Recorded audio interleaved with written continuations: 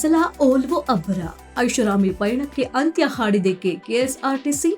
ಮೈಸೂರಿನ ಕೆಎಸ್ಆರ್ಟಿಸಿ ಕೆಂಪು ಓಲ್ವೋ ಬಸ್ಗಳ 33 ವಾಹನಗಳು 15 ವರ್ಷ ಪೂರೈಸಿ ಕೇಂದ್ರ ಸ್ಕ್ರಾಪಿಂಗ್ ಪಾಲಿಗೆ ಅಡಿಯಲ್ಲಿ ಗುಜರಿಗೆ ಬದಲಿಗೆ ಎಲೆಕ್ಟ್ರಿಕ್ ಅಥವಾ ಹೊಸ ಓಲ್ವೋ ನಿರೀಕ್ಷೆಯಲ್ಲಿದೆ. ರಸ್ತೆಗಳಲ್ಲಿ, ಮೈಸೂರಿನ ರಸ್ತೆಗಳಲ್ಲಿ ರಾಜಗಾಂಭೀರ್ಯದಿಂದ ಸಂಚರಿಸುತ್ತಾ ಎಸಿ ಗಾಳಿಯ ಸುಖ ನೀಡುತ್ತಿದ್ದ ಆ ಕೆಂಪು ಸುಂದರಿ ಇನ್ಮುಂದೆ ಕಾಣಸಿಗಲ್ಲ. ಹೌದು, ಮೈಸೂರಿಗರ ಮನಗೆದ್ದಿದ್ದ ಕೆಎಸ್ಆರ್ಟಿಸಿಯು ಹೆಮ್ಮೆಯ ಓಲ್ವೋ ಬಸ್ಗಳ ಯುಗ ಈಗ ಅಧಿಕೃತವಾಗಿ ಅಂತ್ಯಗೊಂಡಿದೆ. ಮೈಸೂರು ನಗರ ಸಾರಿಗೆಯ 33 ಐಷಾರಾಮಿ ಬಸ್ಗಳು ಈಗ ಸಂಚಾರ ಸ್ಥಗಿತಗೊಳಿಸಿ ಗುಜರಿ ಸೇರಲು ಸಜ್ಜಾಗಿದೆ.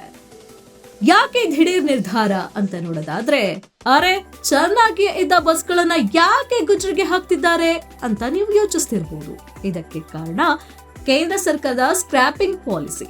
ಈ ಹೊಸ ನಿಯಮದ ಪ್ರಕಾರ 15 ವರ್ಷ ಪೂರೈಸಿದ ಯಾವುದೇ ಸರ್ಕಾರಿ ವಾಹನಗಳು ರಸ್ತೆಗೆ ಇಳಿಯುವಂತಿಲ್ಲ.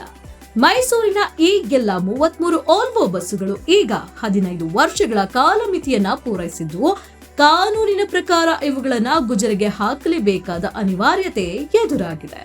ಐಟಿ ಉದ್ಯೋಗಿಗಳ ಅಚ್ಚುಮೆಚ್ಚಿನ ಬಸ್ ಇದಾಗಿತ್ತು. ಹೆಬ್ಬಾಳಿನ ಇನ್ಫೋಸಿಸ್, ವಿಪ್ರೋ ಕಂಪನಿಗಳ ಉದ್ಯೋಗಿಗಳಿಗೆ ಈ ಓಲ್ವೋ ಬಸ್ಗಳೇ ಜೀವನಾಡಿಯಾಗಿದ್ವು. ಚಾಮುಂಡಿ ಬೆಟ್ಟಕ್ಕೆ ಹೋಗುವ ಪ್ರವಾಸಿಗರಿರಲಿ ಅಥವಾ ಜಿಪಿ ನಗರ, ವಿಜಯನಗರದ ನಿವಾಸಿಗಳಿರಲಿ, ಸ್ವಲ್ಪ ದುಬಾರಿಯಾದ್ರೂ ಆರಾಮದಾಯಕ ಪಯಣಕ್ಕಾಗಿ ಈ ಬಸ್ಗಳನ್ನೇ ಅವಲಂಬಿಸಿದ್ರು. 1 ಲೀಟರ್ಗೆ ಕೇವಲ 2 ಕಿಲೋಮೀಟರ್ ಮೈಲೇಜ್ ನೀಡ್ತಿದ್ರು. ಜನರ ಪ್ರೀತಿಗಾಗಿ ಕೆಎಸ್ಆರ್ಟಿಸಿ ಇಷ್ಟು ವರ್ಷ ಸೇವೆಯನ್ನ ಉಳಿಸಿಕೊಂಡು ಬಂದಿತ್ತು.